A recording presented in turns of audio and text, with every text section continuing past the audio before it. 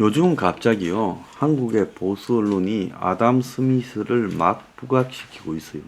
이게 그 윤석열의 자유, 프리덤언의 자유를 말하는 것과 같은 맥락에 있고, 이 보이지 않는 손, 규제 완화를 주장하고 있는, 경제가 어려울수록 규제를 왕창 다 풀어라라는 신자유주의적인 입장을 강요하고 있는 현 한국의 재계 기득권과도 깊숙이 연결되어 있다는 겁니다. 이 애덤 스미스와 신자유주의는 하늘과 땅만큼 차이가 있어요. 신자유주의에는 양심도 없고 솔직히 말하면 자본의 이익밖에 없는 겁니다. 그러니까 국경을 넘어서서 노동과 자본과 상품을 이동시키자. 이게 갖고 올 치명적인 일들을 염두에 두지 않는 거죠. 그것 때문에 망가지는 각 나라의 경제 사정들을 염두에 두지 않은 채 리카도의 비교 우위, 그 비교 우위에 입각해서 무역을 하게 되면 쌍방이 이득이 된다. 그리고 또 서로가 장점을 각각 가지고 있는 나라끼리는 이익이 될지 몰라도 하나는 모든 부분에 장점 경쟁력을 가지고 있고 한 나라는 모든 부분에 불리한데 이것들을 갖다가 교역해도 되느냐 하니까 거기서는 또 절대적 비교 우위와 상대적 비교 우위라는 개념을 들고 나서 그야말로 이 무역을 하는 것이 무조건 이득이다라고 신자유주의의 근원을 리카도의 비교 우위 개념에서 또 끌고 왔어요. 자, 그러면서 이제 이 경제도 규제를 해야지 독점이라든지 뭐 독과점이라든지 또 이 탈세라든지 자관 이 정글 자본주의가 될 수밖에 없는 자본의 탐욕을 규제해야 된다는 부분은 억울하게 아담 스미스를 데리고 와가지고 보이지 않는 손, 경제는 인간의 욕망에 의해서 그냥 두면 잘 굴러간다는 황당한 개소리를 하고 그 개소리가 한 나라 안에서만 이 보이지 않는 손이 아니라 세계적으로 보이지 않는 손을 주장했어요. 그게 신자유주의 아니에요? 그래서 한때요, 다 죽었던 하이에크가요, 미국에서 살아나서 이제는 뭐 자유의 길에 전사처럼 돼버렸고 미국 시카고 학파가요, 남미나 개입하려고 만들어냈던 워싱턴 컨센서스라는 그런 이 신자유주의 이론이요. 마침내 이제 세계적 대세처럼 한 20년 전에 풍미했죠. 그러다가 금융위기가 왔고 금융위기 때 신자유주의는 다 끝나버렸습니다. 금융위기 끝나고 한 3, 4년간 신자유주의의 종말이 거의 왔죠. 한국에서 또 뒤늦게요. 이 신자유주의가 현 정권과 더불어서 부활되고 한참 써먹었던 아담 스미스를 다시 또 불러내갖고 보이지 않는 손을 이용하고 있어요. 자, 18세기는 유럽의 계몽주의 시대라 해가지고 존 록, 루소 이런 계몽주의 사상가가 사회에 여러 가지 사고들을 영향을 미쳤어요. 그런 것들이 결국은 이 시민혁명의 이론이 됐어요. 자, 그런데 그것이 이제 민주주의의 원천이 됐다라고 하지만은 당시 런던이 있던 잉글랜드와 저 위에 북쪽의 스코틀랜드는 하늘과 땅 차이였어요. 그러니까 애덤 스미스는 지역적으로 봐도 스코틀랜드 에딘버러 대학에서 역사를 가르쳤고 또 글러스고우 대학에서 있었죠. 그래서 이 아담 스미스는 이 스코틀랜드 사람으로서 당시 유럽 대륙에서 벌어지던 계몽주의에 있어서 완전히 변두리, 즉 아일랜드와 더불어서 유럽의 최고 변두리의 비주류적 철학자였다. 이렇게 봐야 돼요. 그래서 현재 신자유주의자들에 의해서 칭송을 받고 있는 아담 스미스는 지역적으로도 비주류고 종교적으로도요 개신교라는 겁니다. 그래서 영국의 주류는 성공했는데 아담 스미스는 종교적으로도 비주류 그리고 중산층 수준이어서 교육을 받기는 했죠. 그렇지만 스코틀랜드 출신의 또 장로교, 개신교라서 옥스퍼드 대학을 좀 다녔지만은 거기서 공부를 할 만한 그런 환경도 못 되었고 그래서 그 당시는 스폰서라고 하는 후원자가 있어야 학문도 연구하고 있는데 그런 후원자도 없고 일자리도 제대로 없었어요. 그래서 에딘버러 대학에서 수사학, 법학을 강의하고 글래스고 대학에서 논리학과 도덕 철학을 가르쳤어요.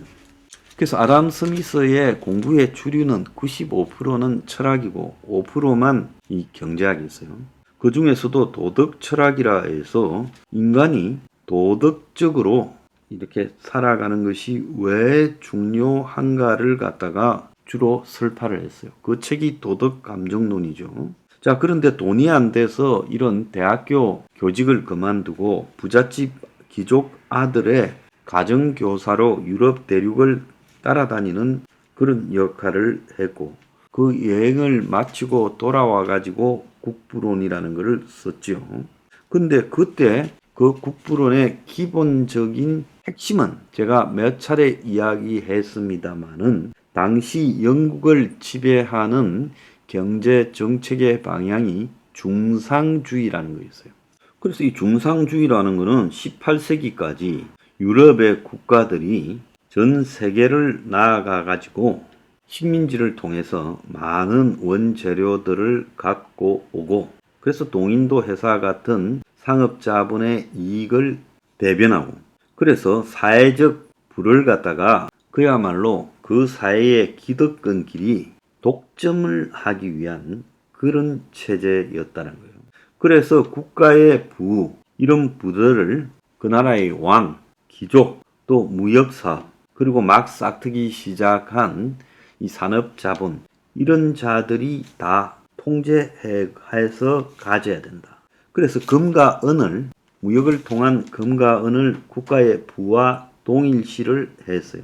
중상주의 관점에서 보면 값싼 노동력과 값싼 원자재를 확보해서 이를 바탕으로 생산한 완제품의 판매 시장을 독점적으로 확보하는 것. 그래서 경쟁 상대국보다 낮은 비용으로 생산하기 위해 노동자의 임금이나 식량, 원자재 가격의 인상을 최대한 억제하고 노동자나 농부들의 소득은 겨우 생존, 그야말로 굶어 죽지 않을 정도만 줬고 하층 계급에 여론 소득이나 자유 시간이나 교육 기회를 주는 것이 국가 경제에 해롭다고 생각을 했어요. 그뿐만 아니라 외국의 물품들을 국내에 들어오는데 센 세금을 들여서 외국산 물건들이 값싸게 들어와서 영국 사람들을 먹이고 입히고 하는 것을 못하게 했어요. 이런 현실을 바라보면서 아담 스미스는 결국 중상주의라는 것은 왕과 무역업자와 기득권 그리고 일부 산업자본가들의 이득을 위해서 다수의 국민을 희생시키는 거다. 이렇게 봤습니다. 아담 스미스는 보수 기득권자의 이익을 대변하는 중산주의를 굉장히 비판하고 대신 개인의 자유로운 경제활동과 자유무역을 강조했다는 것. 아담 스미스의 생각을 지배했던 이 도덕 감정론에서 인간은 어떤 존재인가라고 지금 규정을 하는데 거기에 보면 이 세상 사람들이 온갖 고생을 하면서 야단 법석을 뜨는 것은 과연 무엇을 위해서인가? 부와 권력, 행복과 성공을 많은 사람들이 추구하는데 그 목적은 무엇인가? 자아실현이라는 이름 아래 인생의 거대한 목적을 추구하는 것은 어떤 이익이 있어서일까? 인류 사회에서 사라지지 않는 이 각 개인들의 경쟁심은 어디서 생기는 것일까? 이런 부분에 대해서요.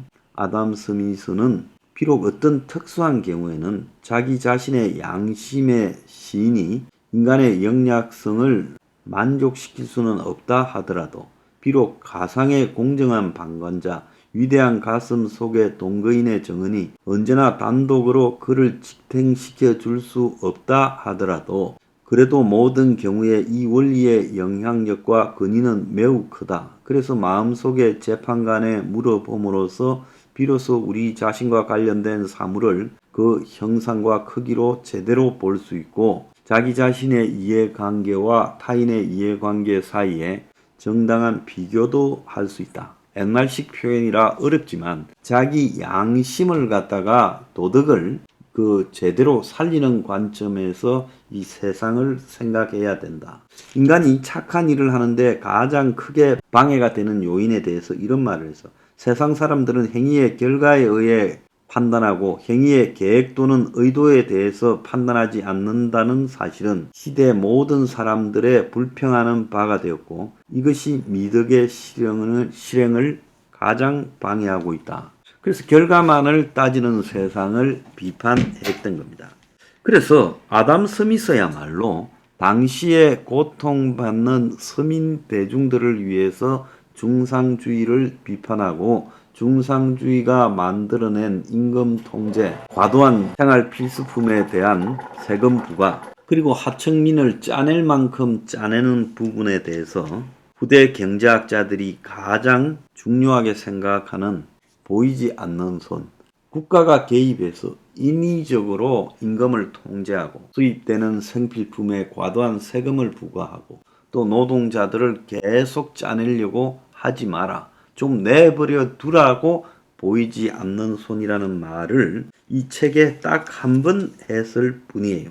자, 그럼에도 불구하고요. 이 300년 전에 이 사상가가 한 보이지 않는 손이라는 말을 오늘날 한국에서요. 온갖 보수 언론과 신자유주의적인 독점 자본가, 신자유주의적인 탐욕스러운 자본가들을 대리하는 자들이 입만 열면 아담 스미스 하고 있는 게 이 아담 스미스가 지하에서 보면 그야말로 분노해서 뛰쳐나올 그런 일이란 거예요. 그는 이 세상에서요. 어떠한 일이 생기더라도 사람은 도덕으로 하기 위해서 자기 양심의 소리를 들으려고 생각하고 거기에 의해서 삶을 행할 수 있도록 노력해야 되고 이 결과보다 의도가 더 중요할 수 있다라는 말을 했던 사람입니다. 그래서 아담 스미스가요 21세기 한국에서요 그를 완전히 자본의 탐욕에 찌든 자들이 지금 들먹이고 있는데 더 이상 아담 스미스를 욕되게 하면 안 된다는 이야기를 제가 오늘 경고하는 겁니다. 아담 스미스를 함부로 험한 입으로 이야기하지 말라는 거예요.